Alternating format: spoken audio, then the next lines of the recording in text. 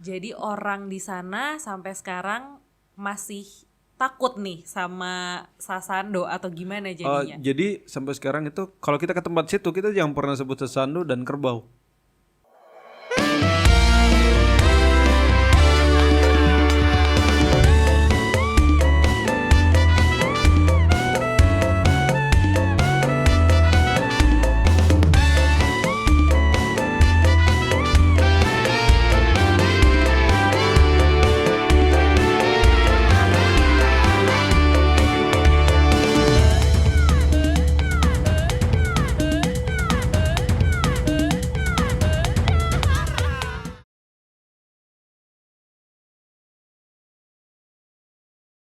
Selamat datang di podcast Jejak Pandemi Ikonik 2021.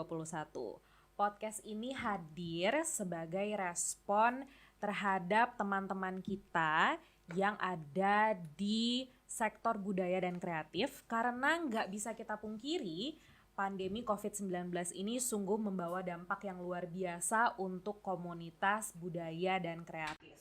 Kita tahu ini bukan sebuah masa yang mudah untuk mereka, karena banyak dari mereka harus kehilangan kesempatan untuk bisa tampil, untuk bisa menunjukkan karya-karya mereka, dan di waktu yang bersamaan mereka juga harus bisa beradaptasi dengan dunia digital yang ini adalah suatu tantangan yang baru. Nah, tapi kenapa kita mengadakan podcast ini? Karena kita sadar penting banget nih untuk kita bisa duduk sama-sama, cerita dan berbagi pengalaman supaya kita bisa tetap semangat dan bisa membagikan solusi-solusi nggak cuman untuk kita yang ada di studio, tapi juga untuk teman-teman yang menyaksikan podcast ini. Dan kali ini kita kedatangan tamu yang luar biasa. Pokoknya kalau ngomongin tentang budaya Indonesia dari NTT, nggak mungkin lepas dari sosoknya dia. Jadi kita sambut dengan hangat Kanza. Halo. Apa kabar? Puji Tuhan, baik Kak. Sehat-sehat selalu ya. Harus sehat Harus dong, sehat. Kak. Harus sehat. Paling penting emang sekarang ini Iya. sehat. Harus sehat biar semuanya tetap terjaga gitu. Betul sekali. Lagi sibuk apa aja nih? Untuk kesibukan di bulan ini lumayan padat. Kebetulan sekarang lagi kerja untuk konser tanggal 1, tanggal 29, 30, 31 sama tanggal 1 sama tanggal 6, 7. Banyak ya, Iya. langsung ya. Iya. Ini pasti kan sebuah pengalaman yang berbeda kalau dibandingin sama awal-awal pandemi ya. Iya, benar sekali. Kayaknya pas awal pandemi tuh kosong kayaknya, bener nggak? Tetap ada sih, tapi tidak sepadat sekarang gitu. Tidak sepadat sekarang. Berarti gitu. bisa dibilang sekarang ini udah mulai berangsur jadi jauh lebih baik ya. Puji Tuhan, semuanya jauh lebih baik dari sebelumnya gitu. Oke, sebelum kita ngomongin tentang pandemi Iya. lebih dalam, pastinya kan kita harus mengenal sosok dirimu dulu Oh, dong. oke. Ya kan? Benar. Nah, kamu ini kan terkenal karena kamu tuh tampil membawakan alat musik Sasando. Sasando, iya kan? betul. Nah, sebenarnya apa sih alat musik Sasando ini? Terus mainnya tuh kayak gimana sih? Mungkin diceritakan ke Sobat Ikonik supaya yang belum tahu jadi lebih kenal nih. Oh ya. Jadi untuk Sobat Ikonik, jadi saya akan menceritakan dulu sejarahnya seperti apa sih Sasando ini. Nah, sebenarnya Sasando ini ada 2 jenis, Kak. Jadi ada di Pulau Rote sendiri, di masyarakat Pulau Rote, khususnya di Roteti, itu sebutan untuk kerajaan Ti gitu. Nah, jadi orang di sana sebutnya Nusakti. Nah, di Nusakti itu mereka menyebutnya itu Sasandu. Sasandu. Nah, pakai U. Oke. Sasandu. Nah, Sasandu ini itu disingkat dari kata sari dan sandu. Jadi orang sana menyebutnya itu sari sandu. Sari Sandu. Sari sandu itu sari artinya dipetik, sandu artinya bergetar.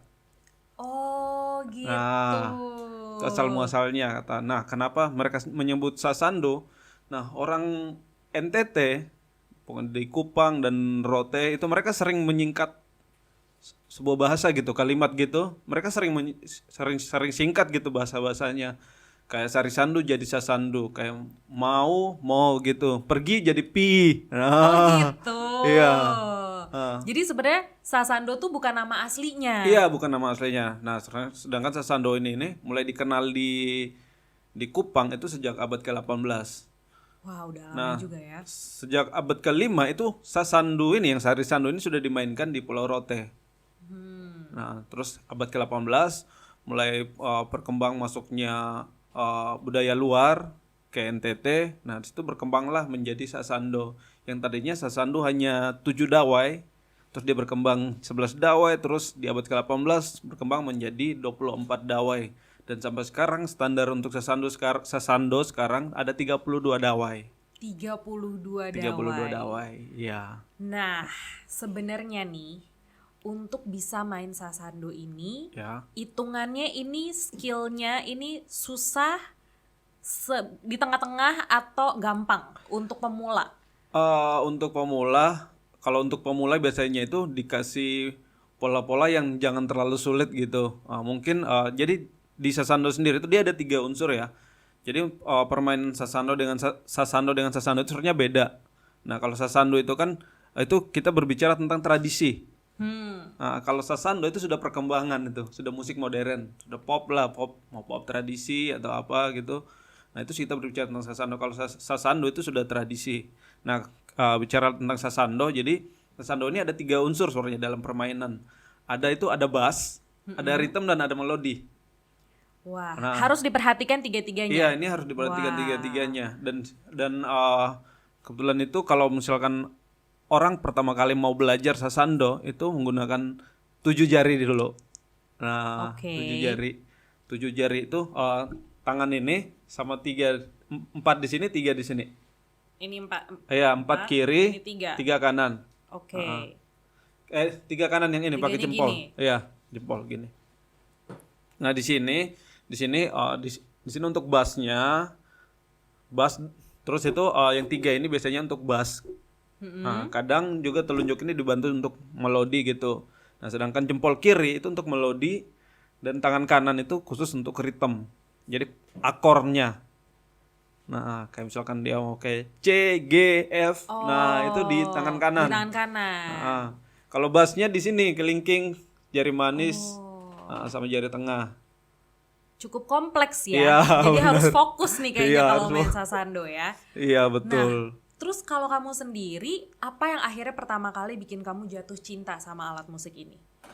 Jadi sedikit cerita. Jadi di tahun 2011 itu jadi saya mulai pengen kuliah di Institut Seni Indonesia Yogyakarta dengan jurusan gitar. Oh, tadinya maunya main gitar. Maunya gitar kan, kalau di kampung kan kalau kita pegang gitar itu keren gitu. Betul. Kan, image-nya wah keren banget. Oh, gitaris nih. Iya. Gitaris dan romantis iya. Kayaknya. Nah, terus itu dikenalin lah, ada ini kan, ada kakak Enson namanya, Kak Enson, tuh kenal dia terus belajar gitar. Nah, dia menyarankan, udah kamu kuliah di ISI aja, ISI Jogja. Nah, kebetulan Kak Enson kan memang dia orang NTT, dia kuliahnya di Malang dulunya, terus dia menyarankan untuk kuliah di Jogja gitu. Udah, jadi semua kampus yang tahu itu cuman ISI Jogja. Itu aja tujuannya. Itu aja tujuan ke Jawa, itu pengen kuliah di ISI gitu. Terus tahun pertama nyoba nggak lolos gitu, kedua juga nggak lolos gitu. Wah. Terus itu sempat lulus juga di Universitas Pasundan, Bandung. Nah, ini masih dengan jurusan gitar. Iya, masih gitar juga. Sempat lolos di sana, tapi sampai di sana nggak mau gitu. Jadi hati cintanya Jogja. Gitu. Memang susah kalau memang sudah berhenti di Jogja, susah untuk melupakan. Betul. Jogja berhati nyaman. Langsung benar ya. Ya, nah terus itu setelah 2012 balik NTT, dan di 2013 itu pertama kali lihat Sasando. Berarti baru di tahun 2013. Iya, 2013 itu pertama kali ngelihat Sasando, dan itu langsung terpukau gitu. Gila ya, ada instrumen kayak gini ya. Oh, jadi aku nih mikirnya kamu tuh mungkin dari kecil udah terbiasa melihat ini, cuman waktu kecil mungkin belum tertarik aja gitu. Oh, enggak sih, enggak pernah. Jadi di tahun 2013 itu baru pertama kali lihat Sasando. Itu dan gila, ini alatnya kayak gini. Dan sampai sekarang pun saya belum pernah mendapatkan rekaman sebagus kita mendengar langsung dibandingkan kita Permainannya ini. direkam gitu. Permainan dengar langsung dan direkam gitu. Itu berbeda banget. Apa yang bikin kamu jadi tertarik? Apa karena kelihatannya kayaknya kompleks nih, terus jadi kamu ingin menaklukkan alat musik Alat ini musik. atau apa? Jadi pertama itu aku dengar soundnya sih Kak. Pertama itu soundnya itu menurut aku itu magic banget itu soundnya. Kok Bikin adem iya ya? bikin adem terus aku jadi tenang gitu. Kok sampai terdiam sekitar 1-2 menitan itu cuman ngelihat kayak gini kayak orang bengong gitu. Buset. Cuman ngelihat kayak gini terus sampai temanku agetin udah masuk aja ke dalam. Iya. Dari situ mulai jatuh cinta dengan alat ini. Aku jatuh cinta pada pandangan pertama dengan Itulah sasando. definisi jatuh cinta pada Iya, pandangan pada pertama, pandangan langsung pertama. terpukau soalnya. Benar. Dan langsung belajar berarti setelah itu. Nah setelah itu langsung belajar ada namanya Edon Sasando Electric, belajar di salah satu sanggar di Kupang. Dan saya kan dari Atambua, dari Atambua. Berarti harus ke Kupang untuk belajar nih. Untuk belajar ya. Nah, jadi selama satu minggu saya mempelajari tapi belum punya alat karena memang waktu itu ya keterbatasan ekonomi keluarga juga hingga belum mampu untuk beli alat ini. Oke. Tapi memang harganya termasuk mahal atau gimana? Harganya ya mau dibilang lumayan lah ya. Lumayan. Jadi Ya. emang harus nabung dulu. Harus nabung dulu. Oke. Nah setelah itu aku ini nabung gitu kan. Jadi memang sebelumnya itu aku udah nabung duluan sih, terus aku berani minta ke orang tua gitu. Awalnya kan memang nggak berani kan, nggak berani minta ke orang tua. Akhirnya yaudah minta ke orang tua gitu. Aku kan sebelumnya aku main gitar gitu di gereja nabung. Jadi setiap hari Minggu dapat 50.000. Ditabung. Buat nabung Wah, untuk beli luar biasa. alat ini. Nah, terus nabung terus akhirnya udah ditambah lagi sama papa. Jadilah aku beli alat ini. Dan itu aku menggunakan waktuku itu 9 jam dalam sehari untuk latihan sasando. Wow. Iya. 9 jam. 9 jam. Dalam waktu 1 minggu itu aku bisa main 1 lagu saat itu. Wow. 1 minggu terus 2 minggu udah 3 lagu. Pas sampai sebulan, nah itu udah semua lagu udah bisa gitu. Wow. Jadi udah bisa berdiri sendiri gitu. Bener-bener kalau udah jatuh cinta, Iya, apapun apapun. akan dilakukan ya. Iya, sampai tidur itu loh Kak. Sampai tidur itu sasando tuh di atas kayak gini aja. Wah, takut Sampai tidur kayak hilang. gini. Takut hilang. Nggak, jadi kalau bangun gitu pas kaget tengah-tengah malam gitu itu pengen latihan lagi terus, latihan terus gitu. Jadi sampai tidur juga kayak gini terus sampai diketawain sama kakakku. Ini anak ngapain sih Iya. gitu ya. Iya. Tapi pas awal-awal main itu lagu-lagu yang dimainin tuh lagu-lagu tradisional atau kamu juga udah mulai mencoba untuk main lagu pop gitu misalnya? Awal pertama itu aku mainnya itu lagu Bolelebo, lagu pop daerah. Oh, pop daerah. Iya. Kalau bicara Bolelebo semua orang NTT pasti tahu. Jadi itu lagu pertama yang Itu lagu berhasil kamu pertama. mainkan. Habis itu lagu kedua aku belajar ini, ambilkan bulanmu. Pakai sasando Iya. lucu banget. Deng. Nah, wah itu senang banget itu. Kayak udah lagu. bisa nih gitu. Iya. Pokoknya pertama kali kuasain lagu Bolelebo itu senangnya. Apalagi Banget. langsung pakai lagu pop Iya. daerah Pop ya. daerah, Kayaknya iya. langsung bisa main dimanapun Iya, di daerah itu. Nah terus akhirnya jadi ke Jogja nggak tapi? Nah setelah itu 1 bulan belajar, terus itu habis belajar itu langsung dapat job. Wah. Itu langsung dapat job di Salatiga Kak. Wah. Langsung dapat job main. Langsung ke Jawa beneran Iya ya? langsung ke Jawa. Jadi udah langsung berangkat. Kebetulan curahnya job itu memang dari sanggar gitu. Nah kebetulan yang lagi di Jogja kan aku gitu. Ya udah sanggar udah kasih kamu aja, itu berkat buat kamu gitu. Oh ya sudah. Akhirnya udah itu jadi aku main selama seminggu di Salatiga di sana. Jadi Jadi hasil dari yang main di Salatiga itu yaitu sepadan dengan yang harga beli sasando gitu. Modal ya langsung. Modalnya langsung buset bisa kayak gini ya. Coba kalau aku dulu main gitar ya pasti nggak kayak gini.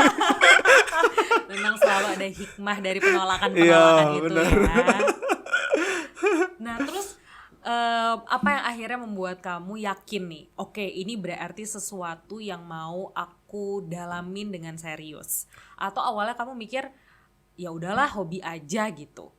Nah setelah ini ya, setelah pertama kali lihat sasando itu langsung punya tujuan gitu. Wah. Saya punya langsung memiliki visi misi gitu.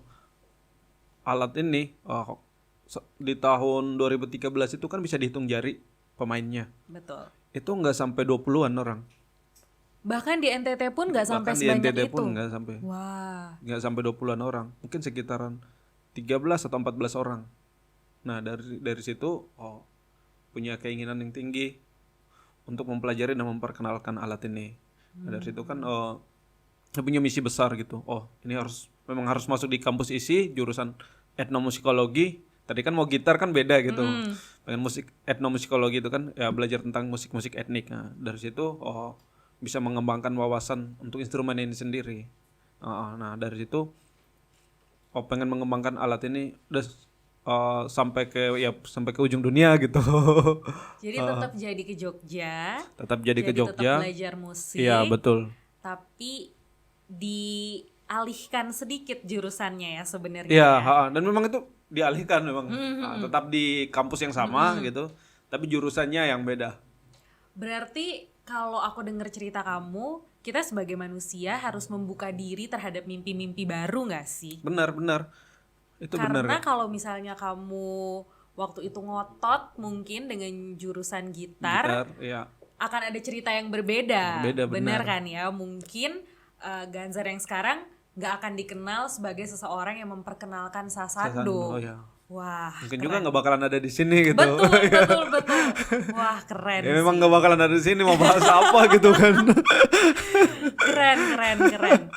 Nah, terus akhirnya apa nih tantangan kamu setelah akhirnya kamu mempelajari sasando, lalu terjun ke dunia musik? Karena kita tahu menjadi seorang pekerja seni ini kan bukan suatu hal yang mudah ya. Apalagi kamu berani ambil musik tradisional gitu. Ya. Jadi awal tantangan itu yang pertama kali aku mempelajari alat musik etnik, nah itu banyak banget itu pertanyaan yang datang gitu. Entah kemana, sempat waktu itu dan itu aku masih ingat sampai sekarang, itu ada seorang pianis. Waktu kita ketemu di kereta, terus dia ngobrol, kamu kuliah di mana? Di ISI. Ambil jurusan apa? Etnomusikologi. Mayornya apa kamu? Sasando. Terus dia kan nggak tahu sasando, kan aku jelasin tentang sasando itu instrumen etnik dari NTT. Terus dia langsung mempertanyakan, emang kamu bisa hidup dari sasando gitu? Terus itu ya punya keyakinan gitu, ya bisa ini. Saya harus berbuat beda dengan yang lain gitu. Harus berbuat beda, harus mempunyai market sendiri untuk saya sendiri gitu. Dan akhirnya dari situ ya, jadi itu semakin semangat kan. Jadi setiap kemana gitu orang selalu mempertanyakan kayak gitu, kamu bisa nggak hidup dari musik etnik gitu. Ya aku berpikirnya musik-musik etnik ini adalah identitas bangsa ini. Aku bisa bersaing di luar sana dengan musik etnik ini, bukan dengan musik modern gitu. Karena ya di sana musik, kalau bicara tentang musik modern itu punya mereka di sana, di luar sana. Kalau bicara tentang musik etnik itu identitas saya gitu. Saya bisa berdiri dengan tegak di sini karena identitas. Dari situ mulai lebih berjuang lagi untuk memperkenalkan alat ini. Dan memang selain itu juga kan alat ini kan masih punya keterbatasan dari segi audio gitu. Nah sedangkan yang dulunya itu kan sangat susah kan untuk audio ya, untuk pengarah suaranya itu kan. Misalkan kita main sini kan, atau misalkan main dengan band gitu kan, bagaimana caranya biar instrumen ini bisa terdengar juga gitu. Tadinya itu susah banget. Kalau misalkan main dengan band, waduh pasti nggak kedengaran gitu. Dan sampai tahap ini akhirnya bisa menemukan itu elektrik sendiri untuk sasando ini. Wah. Nah itu memang dan memang masih memperjuangkan bagaimana lebih sempurna lagi gitu. Karena butuh proses juga Iya pastinya betul benar, ya. benar. Nah itu tantangan pertama sih yang memang dilewati. Nah yang untuk sekarang ini kak itu untuk sekarang ini saya berpikirnya bukan cuma sasando saja sih sekarang ini. Saya berpikirnya ini ke semua instrumen etnik Indonesia. Dan bagaimana instrumen-instrumen etnik ini bisa terdengar di kaum milenial ini.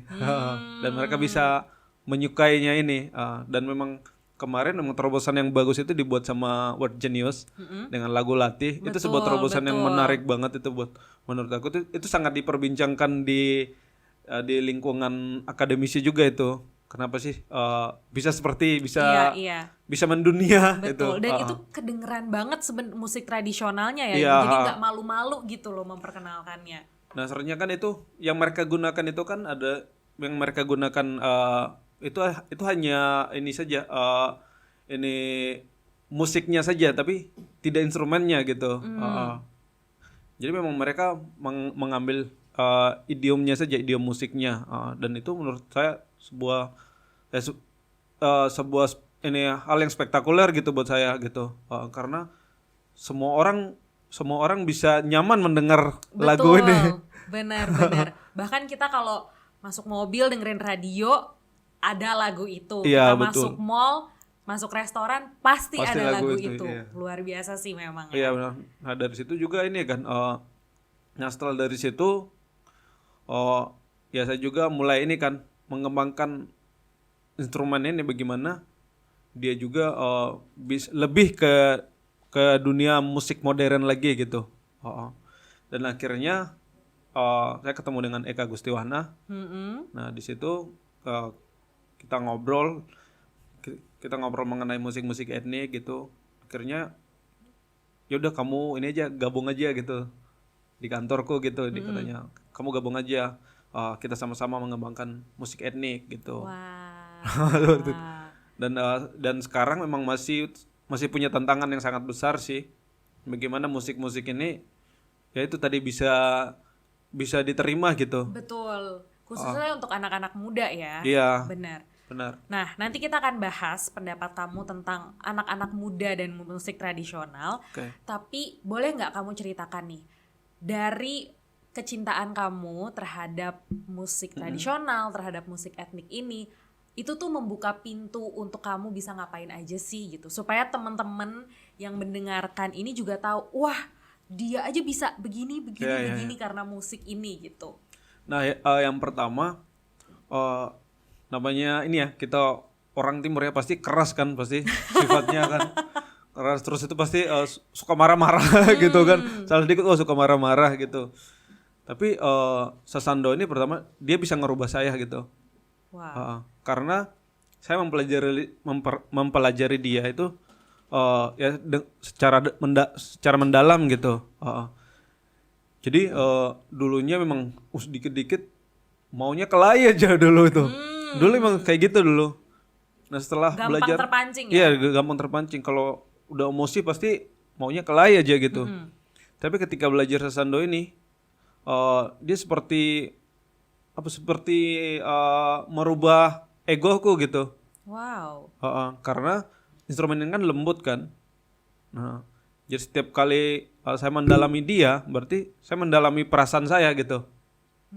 Nah, ketika bermain itu kan saya mendalami dia kan, berarti harus menghayati dia gitu, seperti apa sih memberikan sentuhan musik yang indah kepada pendengar gitu. Dan setiap kali saya latihan selalu membayangkan itu, berimajinasi kayak gitu terus. Setiap kali latihan itu yang latihan setiap hari sampai 9 jam. 9 jam Iya. luar biasa. Iya, jadi semakin mendalami malah saya semakin dirubah. Wow, berarti karena alat musik ini jadi berpengaruh ke diri kamu sendiri ya? Jadi berpengaruh. Jadi jadi yang tadinya suka marah-marah akhirnya jadi lebih tenang. Lebih tenang gitu. Yang tadinya oh kalau ada masalah kayak gini biasanya suka kan nimbrung gitu. Akhirnya udah menjauh gitu, Wah, tapi akhirnya perubahan diri kamu yang menjadi seseorang yang lebih bisa mengendalikan emosi itu juga berpengaruh dengan bagaimana cara kamu bermusik nggak? Sangat berpengaruh. Gimana tuh pengaruhnya? Yang tadinya itu kan ya kayak ini kan, ketika dalam sebuah komposisi gitu, dalam komposisi kan ada berapa, misalkan ada 8 orang, misalkan satu band gitu ada 8 orang gitu. Nah ini kan kita harus memikirkan mereka semua kan gitu. Betul. Bagaimana biar komposisinya terdengar enak gitu. Nah karena dengan instrumen ini sehingga wawasan saya tuh jadi kebuka gitu. Jadi maunya seperti apa gitu. Kayak misalkan musik ini maunya dibuat kayak gini, alurnya pertama misalkan verse-nya dulu gitu, verse pertama 2 mau dibuat kayak gimana dengan melodi ini gitu. Jadi semakin ini terus itu sampai di ini bridge-nya baru instrumen ini masuk gitu. Sampai di sini polanya kayak gini, polanya kayak gini. Misalkan refnya, chorusnya, drumnya kayak gini. Nah, akhirnya ya semakin luas gitu pemikiran gitu. Dan juga jadi lebih bisa menerima pendapat orang lain pastinya oh iya, ya. Karena kan kayak kamu bilang tadi, kalau band itu kan nggak cuman 1-2 orang aja. Benar. Tapi ada banyak kepala, cuman nggak boleh egois nunjukin mana yang lebih bagus gitu kan ya. Iya benar, iya betul. Dan memang sampai saat itu kan aku kan memang sempat buat band juga kan. Ya sampai sekarang pun masih ada gitu, namanya Nusa Tua. Jadi Nusa Tua. Artinya apa tuh? Nusa itu pulau, Tuak itu lontar. Oh. Jadi pulau lontar. Oke. Nah lontar itu bagi orang Rote, Sabu, Timur itu sebagai pohon kehidupan. Karena dari akar sampai daun itu ada dalam kehidupan mereka setiap hari gitu. Seperti hike itu daun lontar yang dianyam. Yang kalau di Sesando yang melengkung itu, yang daunnya, itu namanya hike. Oke. Nah selain dia sebagai resonansi, itu kan berfungsi sebagai resonansi untuk Sesando. Selain dia sebagai resonansi, dia tuh bisa untuk buat nampung air. Oh gitu. Buat nampung air, berfungsi. Terus untuk minum, sebagai pengganti gelas. Nah pakai itu. Terus itu untuk kayak timbah di sumur gitu. Nah pakai itu juga untuk nampung tuak juga di situ. Bisa di situ juga. Bisa di situ. Kayak terus itu dia juga bisa berfungsi sebagai atap rumah. Daunnya. Jadi karena inspirasi itu jadi nama bandnya juga berpengaruh. Iya betul. Nah tadi kalau kita bahas bagaimana Sasando ini mengubah diri kamu, jadi seseorang yang lebih tenang, lebih bisa mengendalikan diri. Tapi dia juga membuka kesempatan untuk kamu berkarya. Kayak kemarin kita tahu kamu sempat ikut Rising Star gitu. Nah, apa sih perasaannya waktu itu sampai kayak karena alat musik ini akhirnya kamu bisa jadi tampil di hadapan begitu banyak masyarakat Indonesia untuk memperkenalkan budaya Indonesia gitu yang mungkin sebenarnya nggak banyak orang yang tahu kan gitu.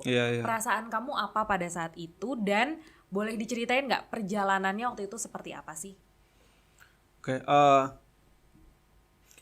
Jadi kalau untuk perasaan waktu itu memang nggak pernah terfikirkan. Berarti ya? Ya karena oh my god ini kan yang aku sering nonton di TV gitu kan. Orang-orang yang aku ketemu ini. Orang-orang yang aku ketemu ini yang sering aku nonton di TV dulu, dan aku setiap kali kalau misalkan dengar musiknya mereka atau nonton videonya mereka itu kan punya keinginan kayak suatu saat harus satu panggung nih sama mereka. Benar. Harus kenal mereka ini, ya salah satunya itu Bang Yofi. Sampai saat ini Bang Yofi memang kenal baik banget gitu. Akhirnya. Iya akhirnya. Wah keren. Karena dari Rising Star itu kan. Ya nggak nyangka juga kayak Bang Judika juga. Akhirnya kenal baik gitu. Wah, jadi emang membuka kesempatan baru ya. Iya benar, sangat membuka kesempatan baru. Nah jadi awalnya dulu itu Jadi setelah selesai kuliah gitu, saya sama teman saya namanya Gregoris Argo gitu. Dia seniman juga, satu kampus juga. Dia seniman, eh, dia mayornya itu Sape, Kalimantan. Oh, Dari tahu. Kalimantan. Mm-mm. Instrumen Kalimantan. Nah, di situ kebetulan memang dari dulu saya lagi mencari instrumen yang cocok untuk dipadukan dengan sasando gitu. Nah, akhirnya mencari-cari gitu selama kuliah, mencari, akhirnya dapatlah Sape ini. Mm-mm. Nah, setelah itu cari lagi siapa sih yang cocok ini orangnya. Nah, akhirnya dapat teman saya ini, Argo gitu. Nah, setelah itu saya hijrah ke Jakarta. Wah, Karena- mengejar mimpi sampai Iya. ke Jakarta ceritanya. Terus soalnya dulu saya pernah ketemu Om Adi Darmawan. Itu salah satu basis legendnya Indonesia gitu. Betul. Nah, ketemu dia, terus kita ngobrol kan, ngobrol. Terus dia bilang, kalau kamu belum bisa taklukkan ibu kota, Wah. kamu belum saya anggap ini belum musisi besar gitu. Ditantang Ditantang langsung sama ya. dia, iya. Nah, kebetulan kan waktu itu Om Adi kan memang satu band sama om saya, Om Ivan Nestorman. Mereka band Komodo Project kan. Nah, jadi ngobrol-ngobrol, oh jadi tantang langsung dia. Nah, dari situ lebih semangat lagi kan. Kayak harus nih. Akhirnya hijrahlah ke Jakarta 2018, tapi masih balik pulang gitu, Jogja gitu. Nah, setelah itu sampai di sini selama 3 bulan itu nggak ada job, Sama sekali. sama sekali nggak ada job. Dan itu sebenarnya nekat-nekatan itu. Wah. Waktu itu aku cuman bawa duit cuman 500.000. Iya. Dari Jogja. Dari Jogja cuman bawa duit 500.000, nekat untuk ke Jakarta gitu. Wah. Untuk menaklukkan tantangan Menaklukkan, itu tadinya iya. ya. Nah, selain itu juga memang aku harus berada di Jakarta gitu. Karena semua eventku itu semuanya dari Jakarta. Oh, Waktu masih di Jogja itu oke. banyak banget dari Jakarta gitu. Yang menghasilkan duit itu dari Jakarta semua Jakarta. gitu. Pas pindah ke Jakarta 3 bulan. Ya 3 bulan itu nggak ada job gitu. Itu asli kering kerontang. Terus itu gimana dong? Kamu apa langsung masih gimana caranya tetap semangat setelah 3 bulan itu nggak dapat job gitu? Nah, untungnya saat itu kebetulan ada tanteku gitu. Dia punya rumah yang memang dia jarang tinggal Oh. di rumah. Itu di daerah Sawangan. Mm-mm. Ada tanteku, terus tante bilang, ya udah kamu tinggal aja di rumah dulu gitu sampai kamu dapat tempat tinggal sendiri gitu. Oh ya sudah, sekalian kamu jaga rumah aja di sana. Jarang juga nanti ke sana, jadi kamu bersih-bersih di sana. Oh ya udah, akhirnya dapat kesempatan itu, udah langsung inilah, nggak pakai banyak pikir lagi kan, udah langsung ambil kan. Akhirnya datanglah ke Jakarta, tinggal berapa bulan gitu. Rencananya cuman berapa bulan aja gitu, terus nyari kosan sendiri.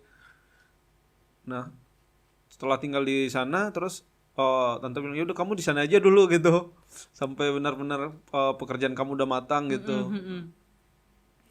Nah, akhirnya selama berapa bulan gitu, dengarlah info ada Rising Star. Oke. Langsung aku telepon temanku kan, si Argo ini, telepon dia, ayo ikutan aja ini Rising Star. Kita harus coba nih. Harus coba ini. Terus dia kan masih punya band juga kan, masih galau kan dia, ini mau tinggal Jakarta apa Jogja, Jakarta apa Jogja. Dia kan komporin dia terus kan, udah di Jakarta aja, di sini udah paling keren lah di Jakarta sini. Udah kamu apa-apa ada semua di sini. Udah akhirnya udah dia memutuskan untuk ngikut juga gitu. Dan aku ya izin ke tante gitu, dia juga tinggal sama aku karena dia juga posisinya sama gitu. Sama-sama merantau kan. Iya. Betul. Sama. Akhirnya udah kita tinggal bareng gitu. Kita ikut Rising Star sampai 20 besar. Wah. Sampai 20 besar. Waktu itu sudah lumayan dikenal gitu di kalangan entertain gitu. Akhirnya 20 besar kita kita out gitu. Tapi bahkan baru nyampe 20 besar aja udah jadi kesempatan untuk namanya semakin dikenal kan ya Iya, berarti. betul. Nah, selama di Rising Star itu pengalaman apa yang paling nggak bisa dilupain? Itu yang paling nggak bisa dilupain itu pas di ini sih, di panggungnya itu tahu benar seperti apa sih, entertain itu seperti apa sih. Mewahnya seperti Iya, apa? namanya seperti apa gitu. Kerasnya seperti apa juga Benar. ketahuan ya. Ya, itu ketahuan. Jadi, ternyata seperti ini ya. Jadinya itu aku langsung berpikir, langsung marketing langsung yang ada dalam pikiran itu, marketing untuk musik etnik ini harus lebih matang lagi ini. Nah, itu sih momen itu yang memang paling penting banget buat aku gitu. Apa yang akhirnya membuat kamu merasa kalau penting nih untuk musik tradisional dan musik etnik ini semakin diperkenalkan di Indonesia? Jadi yang pertama, musik-musik etnik ini hampir sebagian itu udah punah. Karena memang saya kan memang bergelut di ini kan, dunia tradisi gitu, musik-musik etnik. Jadi kan di kampus kan itu mau dibilang itu Indonesia mini. Oh, karena ada begitu banyak budaya Itu ada di situ banyak ya? banget budaya itu. Dari pelosok mana yang kita nggak pernah terdengar itu kita tahu semua itu. Wah. Kayak misalkan dari di sana kan per provinsi, hampir semua provinsi itu ada. Ya semua provinsi kayaknya ada itu nih. Oh, di situ ada semua. Ada semua Beneran gitu. kayak Indonesia mini Iya, berarti Indonesia ya. mini. Terus itu kan mereka pasti menceritakan, oh kami itu musik di daerah ini adanya ini. Nah, kan saya juga kan nggak mau kalah gitu kan. Iya, benar. Aku juga punya di sini tuh ada ini. Nah, jadi dari situ kita paham gitu. Terus itu mereka bawa kan. Nah, bawa situ kita saling ini belajar gitu. Kayak gini mainnya gimana sih? Kayak gini mainnya gimana sih? Nah sampai pada akhirnya ya kalau sendiri bisa memainkan semua instrumen etnik gitu di Indonesia. Iya, karena saling belajar di Karena sana saling juga. belajar, ya betul. Jadi berarti sebenarnya kalau kita lihat keinginan untuk masyarakat Indonesia tahu dan kenal sama musik-musik etnik ini nih ada ya. Iya, sebenarnya ada ya, benar. Nah, kalau menurut kamu sendiri, apa sih tantangan terbesar untuk memperkenalkan musik etnik ini ke Indonesia? Atau mungkin lebih tepatnya ke anak muda kali ya, anak-anak muda yang mungkin kita udah besar di kota-kota besar di Indonesia, jadi sepertinya kita tuh nggak dekat dengan musik-musik tradisional ini. Nah, sebenarnya tantangan itu masih saya jalankan sih sampai saat ini. Masih dialami saat Masih ini. dialami sampai saat ini. Jadi saya lagi mencari bagaimana musik yang ketika saya keluarkan ini itu saya dengan identitas saya juga gitu. Bukan saja kita berbicara tentang tradisi sebagai identitas, tapi musik yang saya lantunkan ini juga sebagai identitas saya sendiri gitu. Betul. Seperti kalau kita misalkan lihat si Lyodra gitu, identitasnya dia lebih kayak pop gitu. Kayak misalkan ke Virginius, lebih ke IDM gitu mereka. Ya seperti itu, saya juga lagi mempersiapkan itu. Ya soalnya karena mempelajari dari kayak Rising Star, terus sekarang memang lingkungan memang ya di kalangan artis-artis gitu. Itu Jadi juga yang membentuk kamu ya. itu yang membentuk bagaimana biar instrumen-instrumen ini etnik ini juga terdengar enak Betul. dan membekas gitu. Betul. Berarti Berarti mungkin tantangannya itu ya, bagaimana musik-musik etnik ini bisa nyampe pesannya ke Iya, anak-anak betul. muda. Dan supaya anak-anak muda ini juga lagunya bisa nyantol ya. Benar. Biar diulang-ulang terus Iya, gitu benar. dengan unsur budaya Indonesia ini.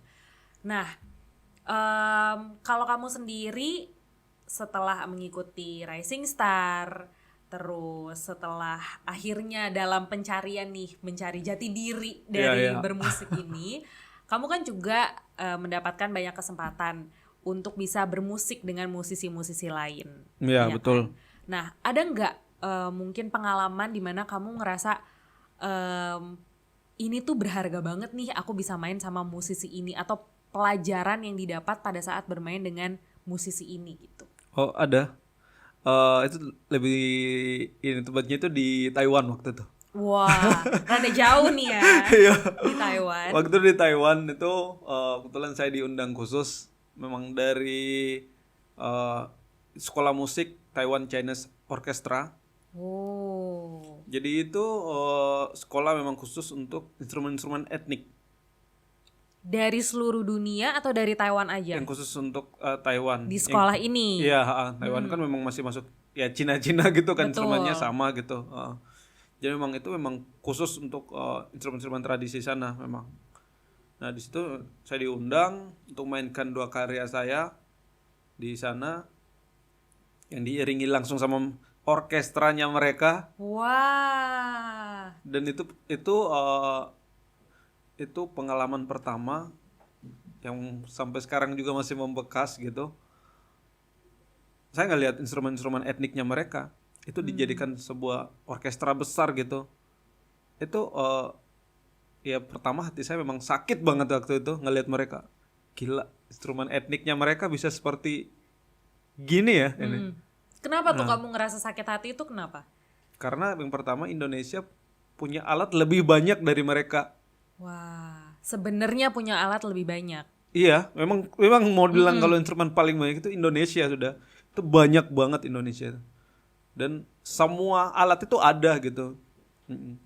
Dan tapi kenapa tidak dikembangkan seperti kayak gini nih? Nah, tapi kenapa tidak dikembangkan seperti kayak gini? Saya pernah cerita juga dengan ya beberapa orang hebat di sini, tapi ya itu ya kembali lagi ke ini. Ya mereka kan memang selalu pengennya beranggapan ya udah kita tunggu pemerintah dulu gitu. Ya kan nggak bisa kayak gitu juga kan memang. Harus ada ambil bagian juga ya. Iya benar. Memang ya mau dibilang memang butuh duit yang besar untuk buat seperti kayak gitu. Tapi jadinya mereka itu punya mau dibilang mereka pembaruan sebuah budaya gitu ke dalam orkestra barat gitu. Karena musik yang mereka pakai semua instrumen tradisi. Wah, Itu sudah pengembangan semua sampai aku ngeliatin satu-satu gitu. Ini buset ini tradisi semuanya itu buset ini tradisi semua ini gila. tapi dijadikan sebuah orkestra. Dan itu mereka bermainnya itu udah kayak ini ya violin itu diganti dengan erhu. Oh, wow. Yang misalnya mainnya speed kayak gimana itu mereka bisa ngikut. Iya, Itu, iya. buset. Nah, kayak erhu itu oke, erhu di Indonesia itu rebab banyak banget. Rebab Jawa. Kalau di Betawi ada tehyan, kongyan gitu, kongayan gitu. Terus itu ada lagi rebab Kalimantan. Terus Sunda ada rebab lagi, masih banyak banget gitu. Sedangkan ada juga yang di relief Borobudur. Nah itu hampir semua instrumen di dunia itu ada di relief Borobudur. Karena waktu saya pernah project juga, jadi memperhatikan ini kan instrumen-instrumen apa yang ada di relief Borobudur dan ternyata itu di Indonesia ini banyak banget itu. Sebenarnya bisa kalau kita bisa bikin orkestra seperti itu juga Sangat-sangat bisa. Karena kita punya begitu banyak alat Instrumen, musik ya. tradisional. Benar-benar. Wah, tapi aku jadi ngebayangin pasti keren banget sih ya. Keren banget itu. Dan itu aku pernah buat waktu tugas akhirku. Jadi aku kan waktu itu pakai 45 instrumen etnik Indonesia. Itu berarti dari setiap provinsi ada? Iya. Wah. Itu waktu konser itu emang spektakuler banget buat aku sih. Walaupun belum sempurna gitu. Karena dengan keterbatasan teman-teman yang memang basicnya berbeda-beda kan. Majornya berbeda-beda tapi aku paksain gitu. Dan Akhirnya. mereka mau tapi. Dan mereka memang mau gitu. Wah. Itu 45 instrumen. Instrumen etnik. Kalian waktu itu mainin berapa lagu? Waktu itu satu lagu karena untuk tugas akhirku kan. Tapi selama 20 menit gitu. Selama 20 menit? Iya. Wah, 45 instrumen dari Indonesia. Iya, benar. Wah. Tapi kemarin juga kan saya juga ada rilis juga. Itu lagu Asa Ibu Pertiwi judulnya. Itu ada 45 instrumen etnik. Iya, 45 instrumen etnik dari 57 seniman etnik di Indonesia. Wah, susah nggak untuk kamu mengumpulkan seniman-seniman etnik di Indonesia? Nggak terlalu susah sih karena Udah ada komunitasnya ya? karena memang bergelut di situ kan, jadi udah tahu semua teman-teman ini yang bisa main ini apa, bisa main ini kan teman-teman kampus semua gitu. Lebih banyak yang punya kenalan juga di luar gitu. Kalau ada event-event budaya kan kita sering kenal gitu kan. Benar.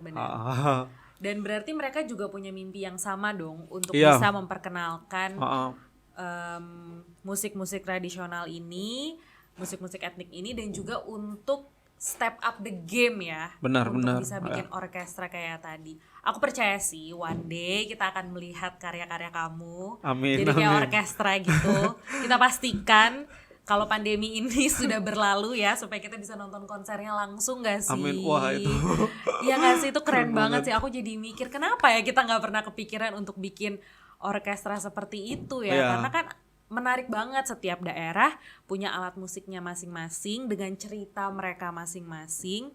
Bahkan gak cuma satu provinsi ya, satu provinsi terus itu udah ada berapa banyak suku, iya. itu mereka punya alat musik Alat sendiri musiknya kan. beda-beda lagi. Iya beda-beda dan wah keren banget sih pasti. Nah Iya. tapi sekarang nih karena kita masih di tengah pandemi ya, semoga segera berlalu supaya konsernya bisa segera terjadi ya. Please. Amin. Nah pas di pandemi ini ada proyek-proyek apa aja yang lagi kamu kerjain? Atau mungkin sudah selesai dikerjakan yang bisa dibagikan ke kita? Salah satu proyeknya itu salah satunya itu kemarin sama Kak Cinta Laura. Wah. Itu yang kebetulan memang kita kerjakan gitu. Terus itu ada juga sama si ini Kak Titi DJ gitu. Wah. Terus itu ada beberapa artis saya lupa kok.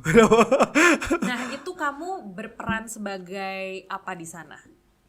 Jadi kebetulan kan sekarang kan memang saya kerja sama Bang Eka Gustiwana. Nah, jadi beliau nih dia punya PT musik gitu, kreasi suara Gustiwana gitu. Jadi dia semacam ya untuk produser, ya kantor produser gitu. Jadi memang saya di situ sebagai konsultan untuk musik etnik dan juga sebagai kalau ada event musik-musik etnik biasanya saya yang handle gitu. Tahu kayak ada artis yang pengen ada musik etniknya. Seperti kemarin ada Kak Titi DJ, Kak Cinta Laura. Nah, itu biasanya saya yang masukin gitu musik etniknya. Ini pakai apa aja gitu. Nah, kalau dari ceritanya Cinta Laura sama Titi DJ nih, kenapa sih mereka mau memasukkan instrumen etnik ke dalam lagu mereka? Nah, yang pertama itu kan memang kalau Eka dia punya konsisten gitu. Ketika dia membuat sebuah musik itu 30% harus etnik, 70% harus modern gitu. Oke. Nah dari situ dia menawarkan, ini saya ada punya ini nih, ada punya musik kayak gini nih, musik etnik gini, mau nggak ini dimasukin? Nah dari situ, wah ini keren banget gitu. Itu kemarin pas sama Kak Titi DJ gitu, pas ketemu gitu kan, gila kamu kok bisa main semua instrumen ya? Jadi dia yang kaget melihat kamu ya. Gila, kok bisa main semua instrumen ya kamu? Iya Kak, ini memang yang belajar kayak gini emang.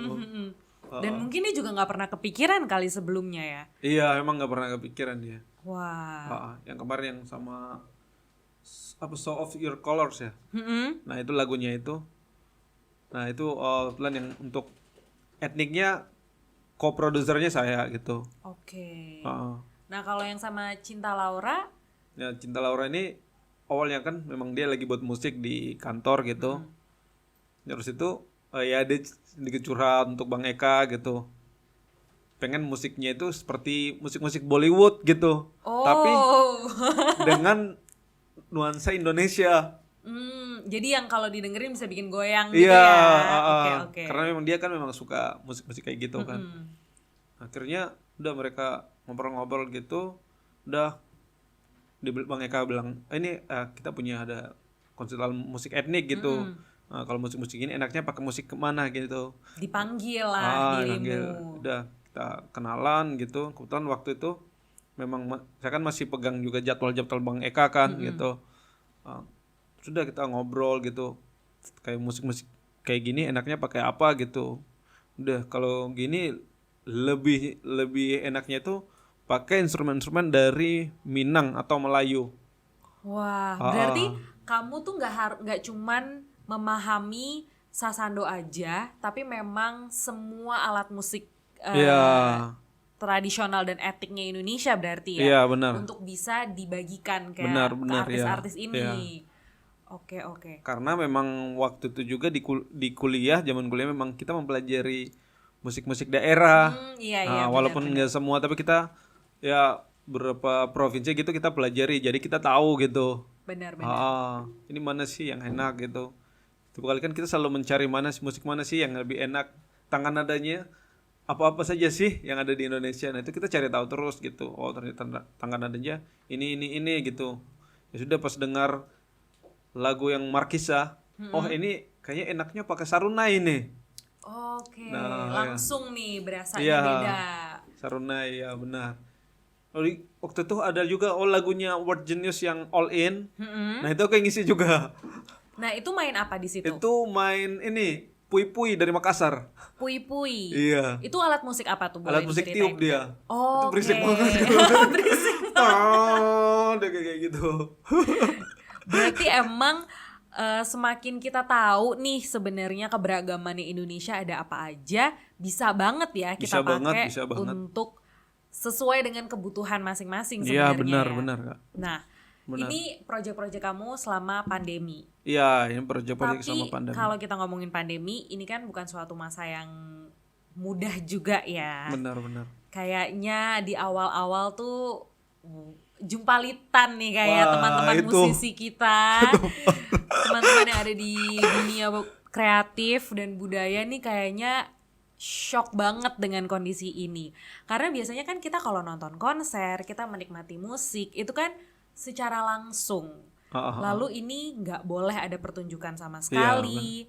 Terus waktu itu kita juga belum tahu sebenarnya kalau misalnya pindah ke dunia digital bisa seperti apa sih gitu. Itu kan butuh betul. waktu beberapa bulan ya. Betul. Untuk akhirnya kita bisa beradaptasi dengan dunia digital ini. Iya, Nah kalau kamu tuh di awal-awal pandemi, tantangan yang paling besar apa tuh?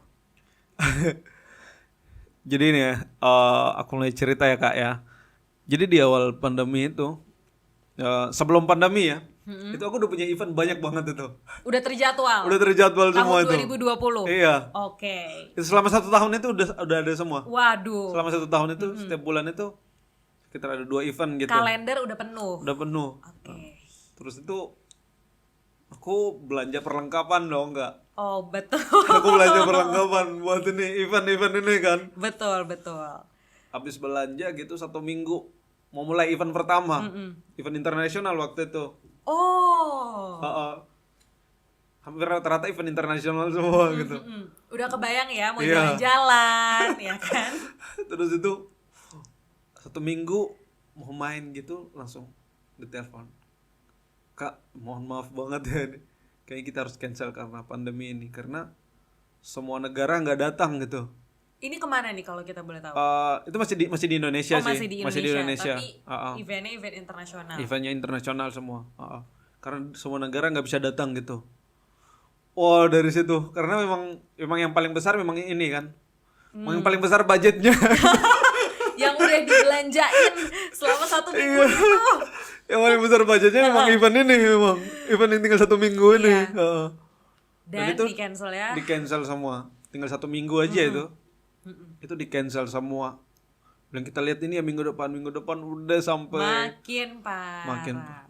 Waktu itu stres banget dan itu duitku sisa 500.000. Kembali ke kisah 500.000. Kembali ke 2 sih. Itu di ATM sisa 500.000 itu. Waduh. Ini kayak Nggak gimana bisa ini di ya? refund lagi itu ya, kostum-kostum yang sudah dibeli perlengkapan. Perlengkapan semua udah habis semua gitu. Karena memang Wah. jangka waktunya udah dekat kan gitu. Iya betul. Terus itu udah tiap hari ini ya udah hanya ini aja, hanya pikiran aja gitu. Karena nggak Stres bisa gitu. ngapa-ngapain juga Iya, nggak bisa kan. ngapa-ngapain.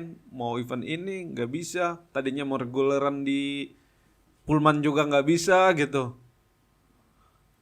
Duh, ini gimana ini gitu kan. Terus itu Bang Eka ini kan, dia posting videonya dia di Instagram. Dia posting tentang kantornya dia gitu. Nah terus aku mikir kan, oh Bang Eka punya kantor ya. Aku baru tahu baru nih. tahu nih. Oh. Tapi emang sebelumnya emang udah kenal sama dia gitu. Kenal dia dari Bang Yofi. Karena proyeknya Hatiku Indonesia, lagunya Bang Yofi gitu. Kan kita sama-sama Bang Eka yang aransemen kebetulan. Berarti kenalannya di situ. Kenal situ. Akhirnya udah chat Bang Eka gitu. Bang Eka nggak mau butuh karyawan nih. Langsung menawarkan diri sendiri. Iya. Gak boleh gengsi kalau lagi pandemi tuh ya. Iya. Langsung koneksi-koneksi Jadi memang kita. awal dulu itu memang agak gengsi Kak. Sebelum ke Jakarta Kak. Itu agak gengsi-gengsian. Kita mau perform di mana itu. Oh tunggu dulu ini event apa dulu baru. Nah. Karena mindset yang dibawa itu bukan mindset Jogja waktu itu. Udah mindset Jakarta. Yaudah lu ada uang baru bisa main gitu. Kalau nggak ada uang nggak bisa gitu. Iya. Nah mindsetnya yang dibawa waktu itu. Akhirnya kayaknya aku salah deh ini. Mindsetnya kayak gini salah deh. Berarti itu pandemi tuh yang mengubah itu. Iya. Nah dari situ selama 1 tahun di Jakarta itu mindsetku kayak gitu semua. Harus main duit semua gitu. Nah akhirnya kayaknya nggak bisa deh aku main kayak gini. Malah semua jobku malah ini bakalan hilang ini. Apalagi pas pandemi gini udah nggak ada gitu. Benar. Nah akhirnya udah chatnya Bang Eka, yaudah kamu main ke kantor aja gitu. Ini ada satu project, bisa nggak kamu isi sesando gitu. Wah. Nah udah datang, ya udah ngobrol sama Bang Eka. Sehari ngobrol sama dia, itu langsung kayak pikiranku langsung kebuka gitu. Pikiranku langsung kebuka. Terus aku langsung berpikirkan, buset ya, ini orang udah keren kayak gini ya. Tapi masih humble banget gitu, rendah hati banget gitu. Nah, akhirnya belajar selama artis yang aku temuin ini baru 2 orang yang menurut aku paling rendah hati, Bang Yofi sama Bang Eka. Dan itu yang akhirnya kamu pelajarin dari mereka Aku juga. mempelajari mereka dan memang itu sangat ini berpengaruh dalam karirku juga ternyata. Nah dari situ udah aku udah kamu sering main sini. Dia kan kesian juga kan karena jauh Sawangan kayak ini Grogol. Oh iya.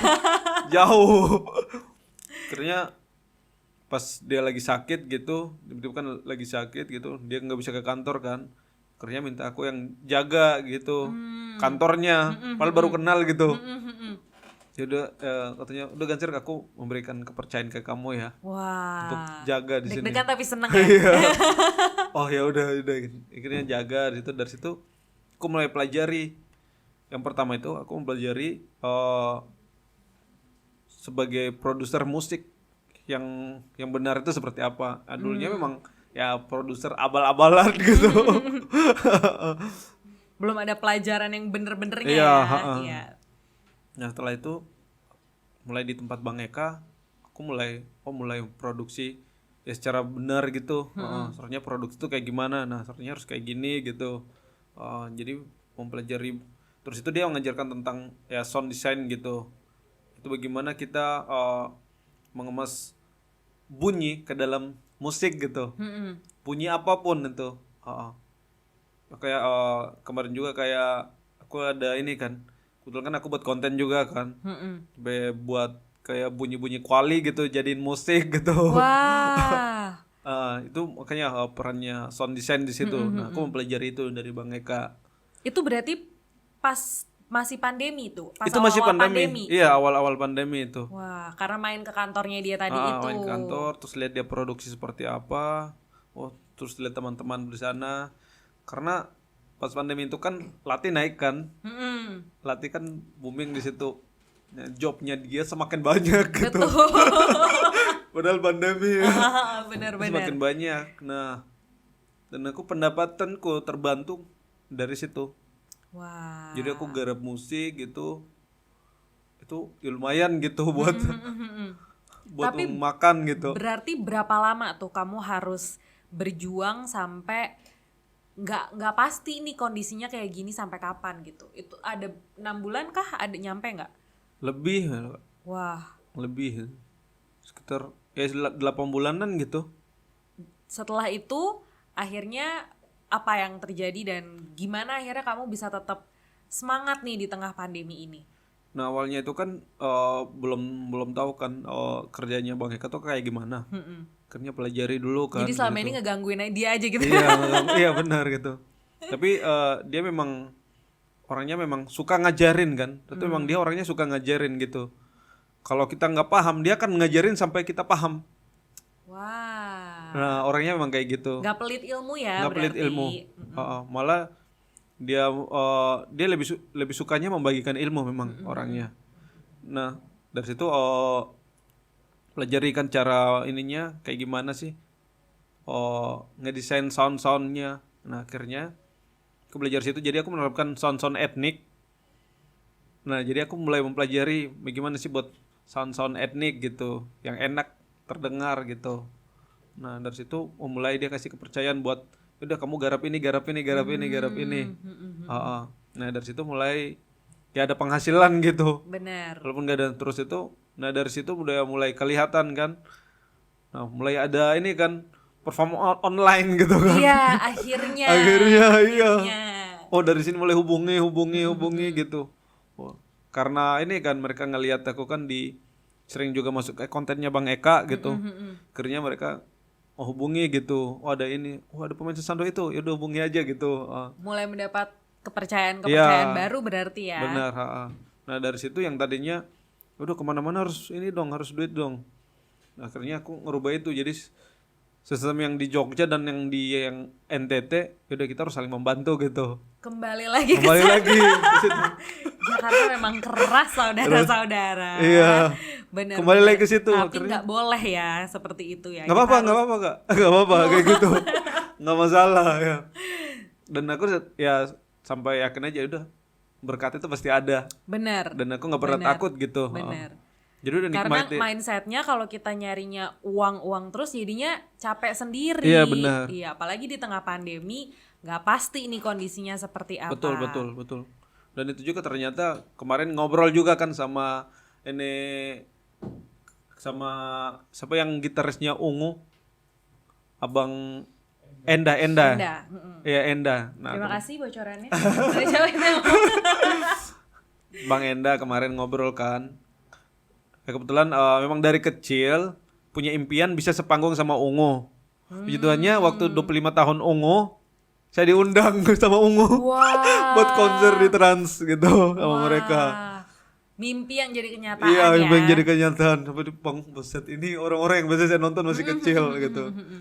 Dan waktu itu kemarin beberapa hari yang lalu gitu, 5 hari atau 4 hari yang lalu, dia datang ke kantor kan, lagi ada syuting gitu. Kan aku yang siapin kan semuanya gitu.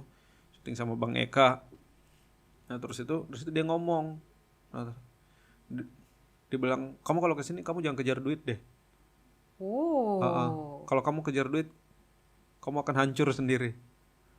Nah, oh gitu ya. Kamu harus kejar udah. Kalau karir ya udah, karir mau ada duit atau enggak, jangan berpikir itu dulu.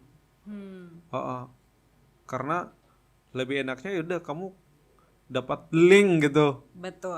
Lebih bagusnya kamu dapat ini kenalan siapa gitu dibandingkan kalau kamu dikit-dikit main duit. Nah, akhirnya oh iya ya. Orang-orang yang sehebat mereka aja yang 25 tahun masih bisa bertahan gitu. Mereka masih mempraktekkan sifat seperti ini gitu. Dan sampai sekarang pun aku juga harus kayak gitu. Jadi lu jangan mementingkan duit gitu.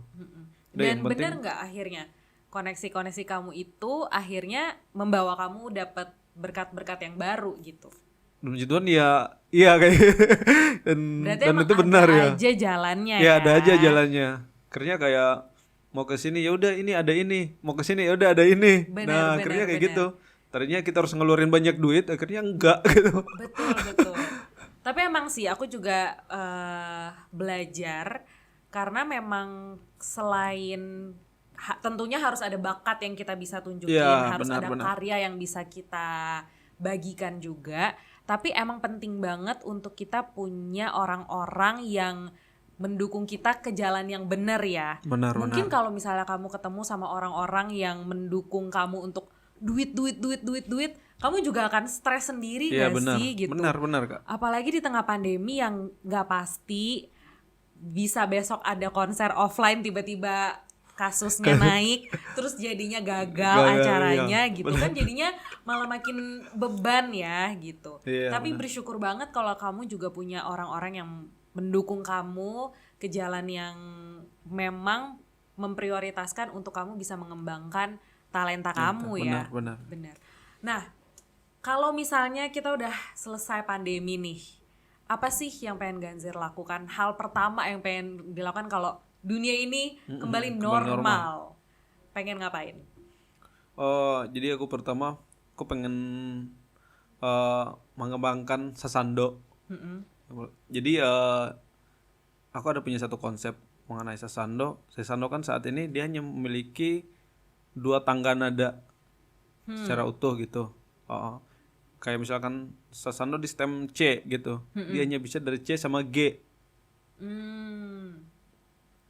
Nah, saya pengen mengembangkan itu menjadi 12 tangga nada. Jadi 12 tangga nada ini kan mau dibilang tahap yang sempurna gitu untuk nada, karena memang nada itu ada 12 gitu. Jadi kita mau main dari apapun, mau main musik apapun itu bisa gitu, mau main klasik pun bisa. Nah itu sih, kalau misalkan semuanya sudah normal, pengen mengembangkan itu kemanapun. Jangan masukin ke sini, ketemu siapa gitu, untuk kembangkan alat ini. Tantangannya apa nih? Di waktu kah, karena akan butuh waktu yang lama untuk bisa mengembangkan ini? Di dana kah atau di apa nih? Yang pertama tantangannya dana. Oke. Yang Karena pertama pasti tantangannya dana. butuh dana yang banyak untuk bisa mengembangkan ini. Sangat ya? banyak sih. Karena saya pengen buat kayak senar itu buatan sendiri gitu. Kan Sasando kan sampai saat ini masih pakai senar gitar gitu. Oh gitu. Iya.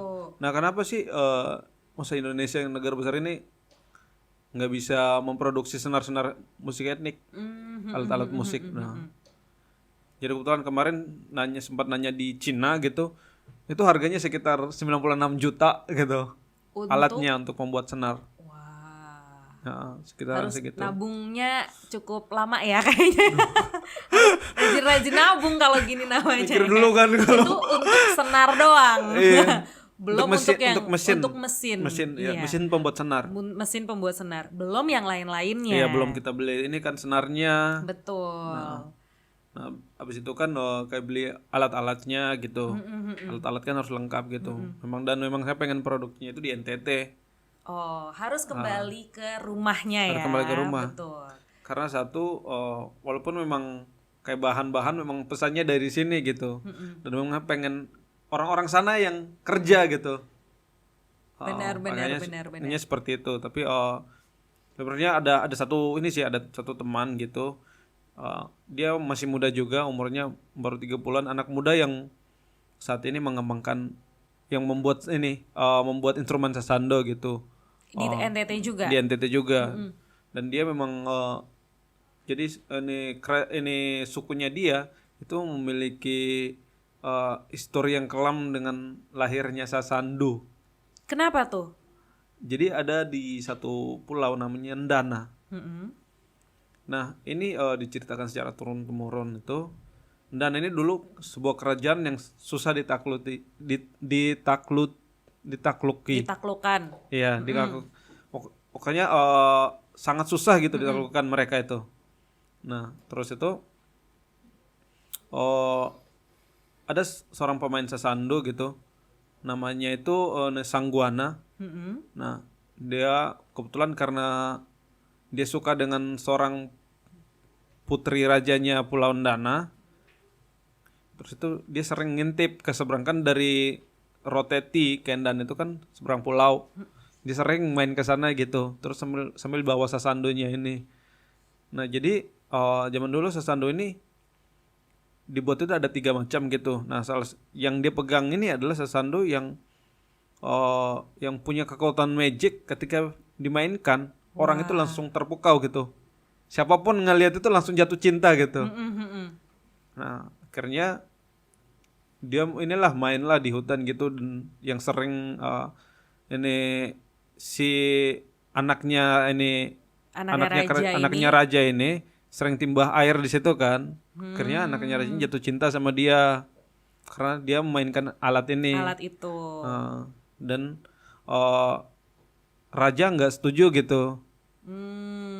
Karena yang mau dinikahinya dia ini orang biasa gitu. Nah, dari situ menurut cerita rakyat itu dia dibunuh gitu. Si Sangguan ini dibunuh. Sedangkan si Sangguannya juga dia sudah punya istri sebenarnya yang sedang mengandung gitu. Lumayan drama Korea ya di sini. Iya, betul. ada unsur-unsur drama Koreanya. Iya. Nah, sampai akhirnya jadi dia karena mau dibunuh, jadi dia disembunyiin sama ada satu keluarga di situ di Pulau Ndana situ. Tapi dia akhirnya dia dapat tangkap gitu, dan dia dibunuh. Nah, terus itu pesan ini disampaikan ke keluarganya dia di Kerajaan Ti, di Nusakti. Nah, sampai sana terus sampailah anaknya gede gitu, dia sering menanyakan bapaknya kan, di mana sih bapaknya gitu. Nah, akhirnya diceritain karena sudah gede, diceritain lah. Bapaknya dulu dibunuh di Pulau Ndana. Nah, dari situ dia mulai mencari tahu tentang Ndana ini seperti apa sih Ndana ini, Pulau Ndana. Cari tahu sama ini orang-orang yang pergi berperang di sana gitu. Jadi mereka menceritakan. Terus dia tanya, apa sih yang tidak ada di sana gitu. Terus mereka langsung bilang kerbau. Kalau kerbau itu tidak ada di sana, dan mereka belum pernah lihat kerbau. Akhirnya dia pergi ke seberang bawa kerbau gitu. Terus kalau kerbau kan ditembak gitu kan, bunyi senapangnya dia kan loncat-loncat gitu kan dia. Jadi bawa senapang gitu sama itu kerbau. Terus dia menyampaikan ke raja gitu, dia mau adakan pertunjukan di Pulau Ndana situ. Tapi menuju ke pertunjukan itu melewati satu tebing gitu. Jadi mereka kan ada 2 tebing gitu, lewat lorong gitu jalannya. Jadi itu hanya bisa untuk 1 orang saja gitu jalan. Nah, setelah ditembak gitu, kok ada ini gitu. Jadi semua di kerajaan situ, kerajaan Ndana itu semuanya penasaran kan, sampai raja semua penasaran pengen nonton. Jadi pengen lihat nih. Pengen ngelihat gitu. Ini apa sih? Kok ada ini ya, binatang kayak gini ya? Iya, benar. Nah, jadi setiap orang yang ngelewatin situ itu dipotong sama dia. Jadi sampai semua orang di situ mati semua. Dan itu ketika dipotong dibuang ke sungai di situ. Danau sih. Ke danau situ. Dan sampai sekarang itu danau masih merah gitu. Sampai sekarang gitu. Danau itu masih merah. Jadi orang di sana sampai sekarang masih takut nih sama sasando atau gimana jadinya? Jadi sampai sekarang itu kalau kita ke tempat situ kita jangan pernah sebut sasando dan kerbau. Bahkan sampai sekarang. Sampai sekarang. Wah. Sampai sekarang, dan itu tidak ada yang tinggal di sana lagi sih. Hanya karena itu kan pulau paling selatannya Indonesia. Oke. Dan itu di sana sekarang itu cuman ada tentara-tentara yang tinggal di sana.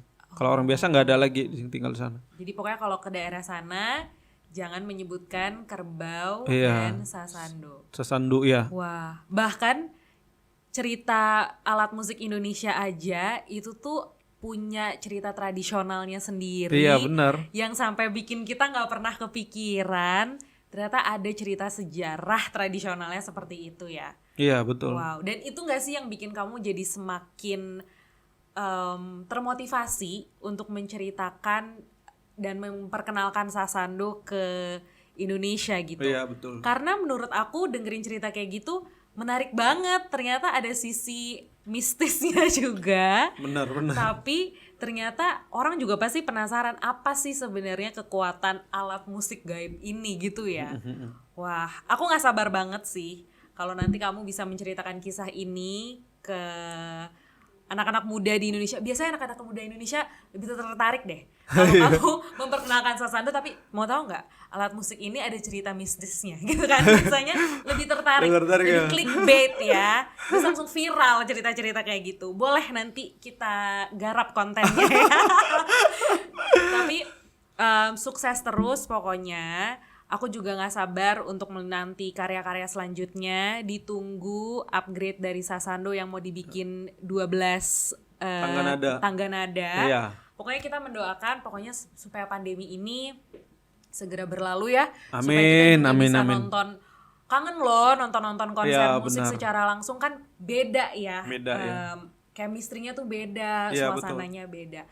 Tapi yang paling penting Ganzer semoga sehat selalu, itu yang paling Amin. penting. Kakak juga Iya, sehat selalu. betul. Dan semoga kita bisa terus dengerin karya-karyanya kamu terus. Amin. Tapi bulan depan ini aku ada ya semoga aku mau rilis single Wah, terbaru aku gitu. Kita tunggu ya. Iya. Kita tunggu. Pokoknya jangan lupa untuk follow Instagramnya silakan Pak diperkenalkan Instagramnya namanya. Oh ya, teman-teman jangan lupa follow Instagram saya Ganzer Lana. Saya juga ada punya YouTube Ganzer Lana juga.